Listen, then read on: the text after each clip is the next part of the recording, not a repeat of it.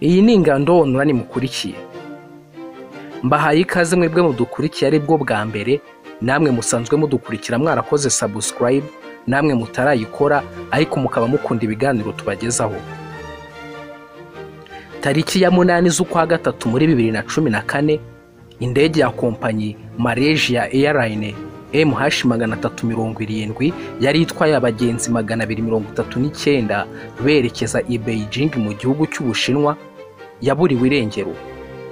Kubura kw'indege ntabwo ari impanuka ikunze kubaho ugereranyije n'ikoranabuhanga riri ku rwego ruhanitse ibifite, hakiyongeraho n'ibindi byuma bitagira ingano babihanze amaso bigenzura inzira zayo intambwe ku yindi.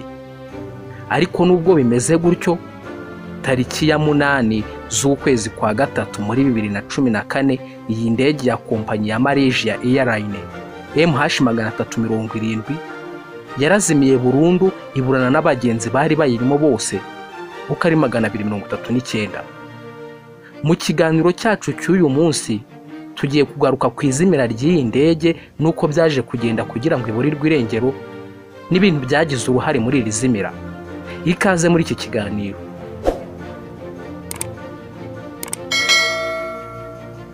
Nyuma y'uko iyi ndege ya Malaysia Airline MH370 iburiwe irengero, imiryango y'ababuriye ababo muri iyi ndege bashinja ubugenzuzi bwa Malaysia Airline ndetse n'igisirikare cya Malaysia kugira uruhare n'uburangare bukomeye mu izimira ry'iyi ndege.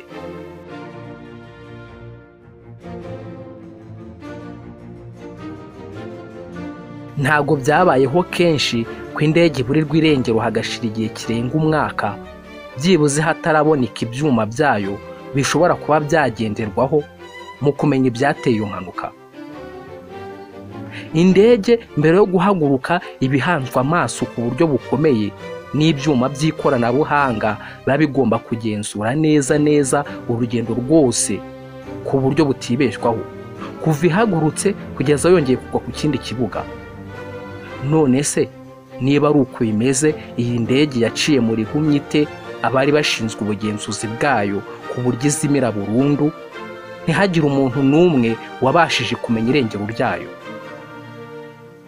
Hari kuwa gatandatu tariki ya 8 z'ukwa gatatu muri 2014 saa 6:26 z'ijoro, abapilote b'indege MH370 basabye uburenganzira bwo guhaguruka ku kibuga mpuzamahanga cy'Kuala. Indege yari igiye guhagurukana abagenzi 239 bari baturutse mu bihugu binyuranye, ariko hafi y'abagenzi bose bari bayirimo bari abaturage b'Abashinwa bagiye Hong Kong.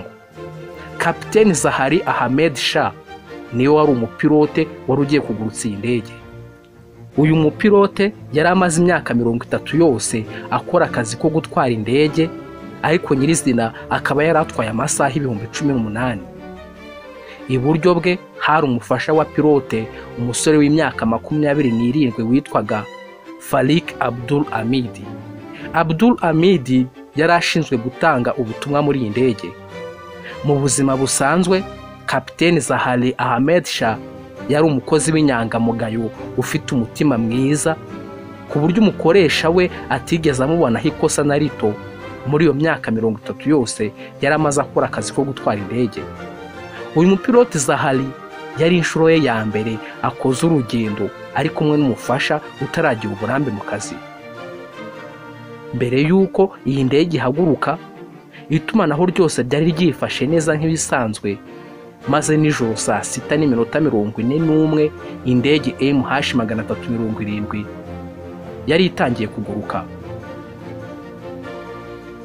Nta kibazo na kimwe cyari gihari, yaba mu mikorere y'indege, kandi ikirere cyari kimeze neza ku buryo bari biteguye gufata urugendo rw'amasaha 6 rugizwe n'ibirometero 4,500.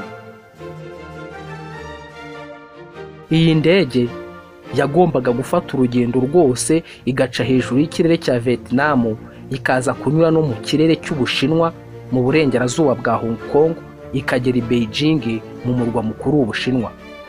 Ubuzima bw'iyi ndege bwari bumeze neza kuko yari imaze iminsi 2 ikorewe amagenzura yagaragaje ko nta kibazo na kimwe ifite.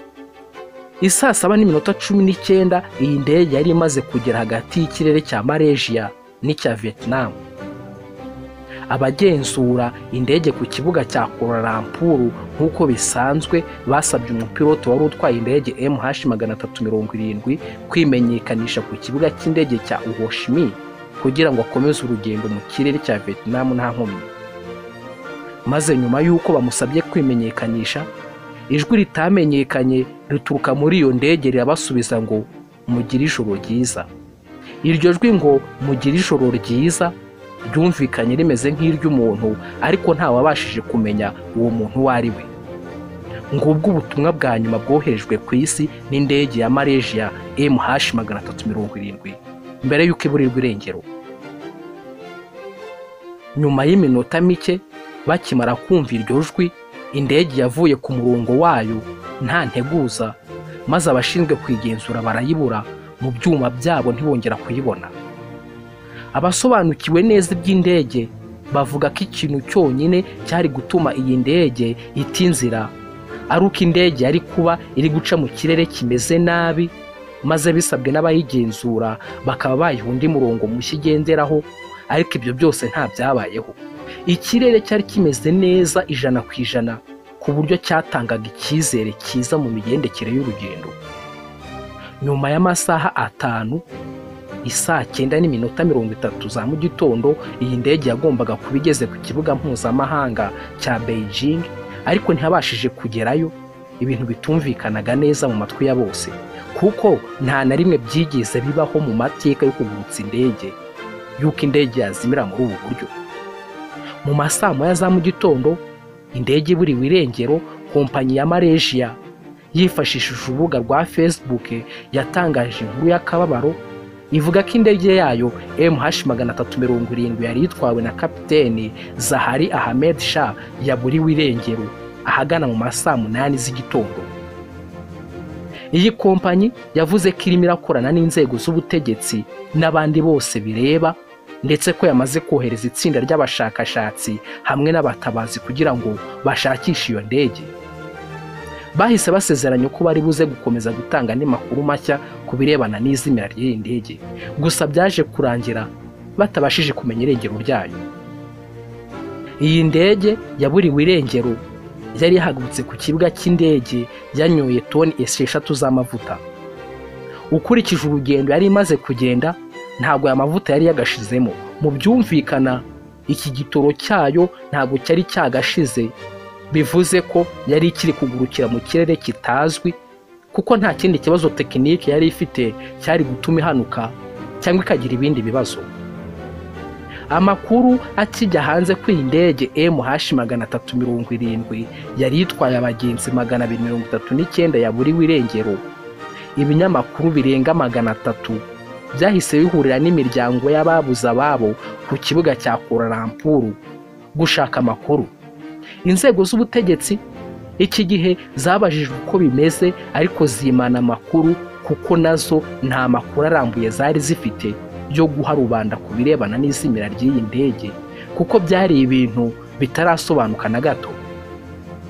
Abantu batandukanye bose bakomezaga guhuriza kuri iki kibazo. Ni gute indege yari itwawe n'inzobere idafite ikibazo tekinike na kimwe yabashije kuzimira mu byuma byose by'ikoranabuhanga bigenzura ikirere, ku buryo nta muntu n'umwe uri kubasha kumenya amarengero yayo? Ni ibintu bidasobanutse. Ukubura kw'iyi ndege kwatangiye saa 7:19 z'ijoro.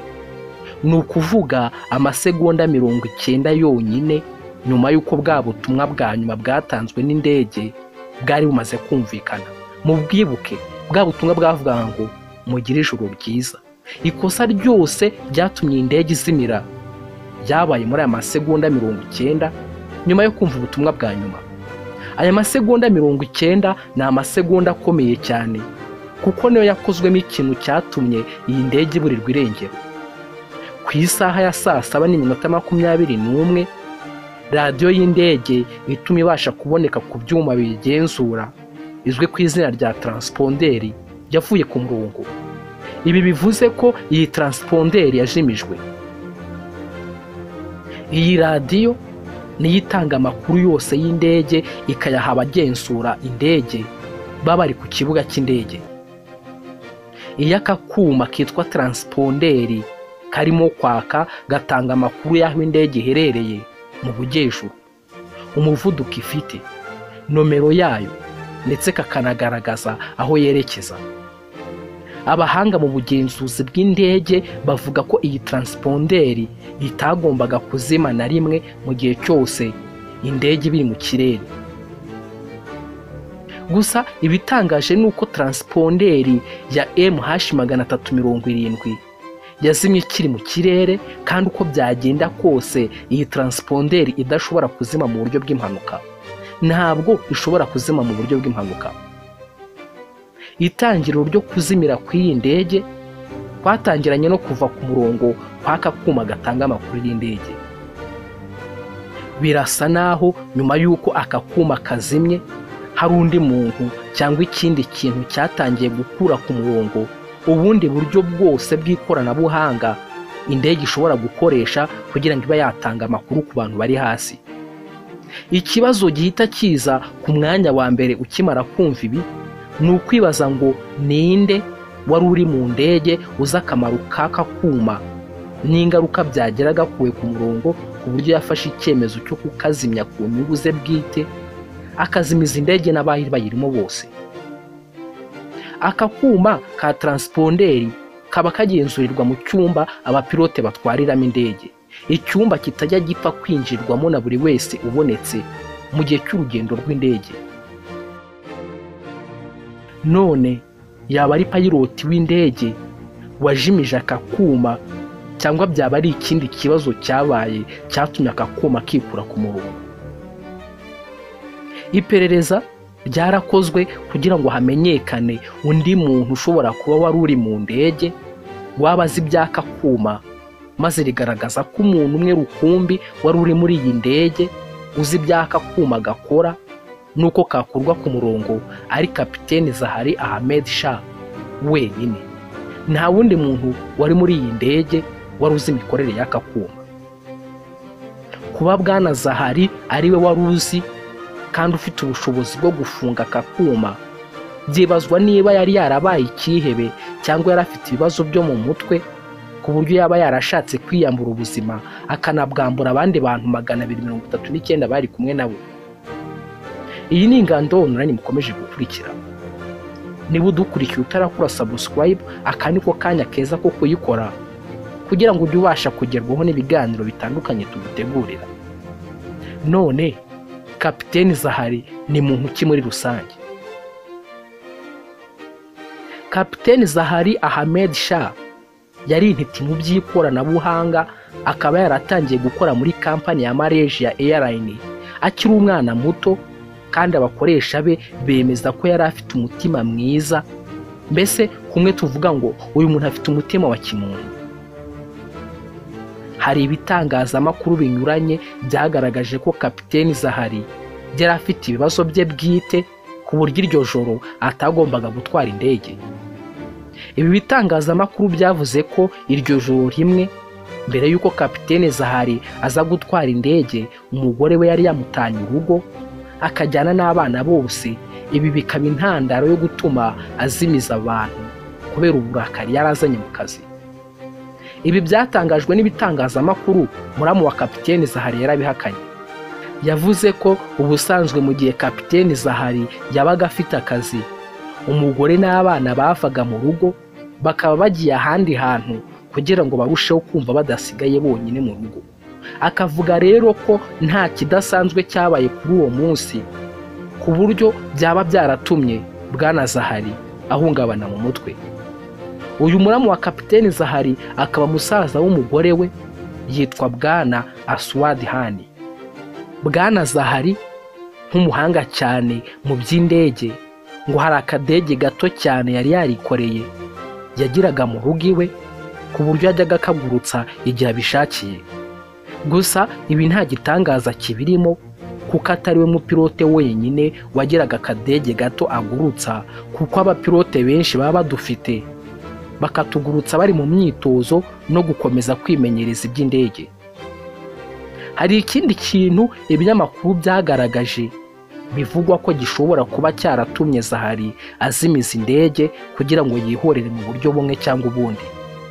Ibitangazamakuru byavuze ko Bwana Zahari yari inshuti magara y'umugabo utaravugaga rumwe n'ubutegetsi bwa Malaysia, wakatiwe imyaka 5 y'igifungo n'inkiko azira icyaha cy'ubutinganyi. Ibitangazamakuru bivuga ko mu rubanza rw'uyu mugabo Zahari yari ahari, maze yakumva ko mugenzi we akatiwe imyaka 5 agasohoka yarakaye, ariko ibi nabyo muramu we arabihakana, akagaragaza ko Kapiteni Zahari atigeze agera muri urwo rubanza, akavuga ko ibyo byose biri gutangazwa ari ugushakira ikibazo aho kitari. Hari umupilote watwaraga indege imeze neza nk'indege MH370 wavuze ko aha hantu ari ahantu heza cyane ku mupilote waba ushaka kurigisa indege. Mwibuke ko iyi ndege yari igeze hagati y'ikirere cya Malaysia na Vietnam. Radari zo muri ibi bice byombi zashoboraga kubona iyi ndege. Icyo gihe hari ku isaa 7:18 z'ijoro, maze ku isaa 7:20 mu kanya gato cyane iyi ndege ntiyabikiboneka kuri radari zose za gisivile zigenzura indege za gisivile. Iyi ndege yari imaze kugera hejuru y'ikirere kigabanya Malaysia na Vietnam. Ubundi iyo abatwara indege bagiye kwinjira mu kirere cy'ikindi gihugu, bahindura umurongo maze bakavugisha abakora mu byo kuyobora indege mu gihugu binjiyemo, bakimenyekanisha kugira ngo bakurikiranwe. Mu gihe cyo gukora ibi ngibi nibwo iyi ndege yahise iburirwa irengero. Nyuma y'izimira ry'iyi ndege byagaragaye ko nubwo radari za gisivile zitongeye kuyibona, yaba yaragaragaye kuri radari za gisirikare inshuro zigera kuri 2 zose, ariko hakabaho uburangare bukomeye bwo kutabaza impamvu iyi ndege irimo kugenda idafite ibiyiranga ngo bayibaze iyo ariyo naho yerekeje. Ikindi gifatwa nk'amakosa akomeye nuko abo ku kibuga cy'indege cyo muri Vietnam, nyuma yo kubona indege bari bategereje ko yimenyekanisha itabikoze, bagombaga guhita babimenyesha abashinzwe iby'indege ku kibuga cya Kuala Lumpur aho yari iturutse, kugira ngo bahite bayikurikirana babaze impamvu zabiteye.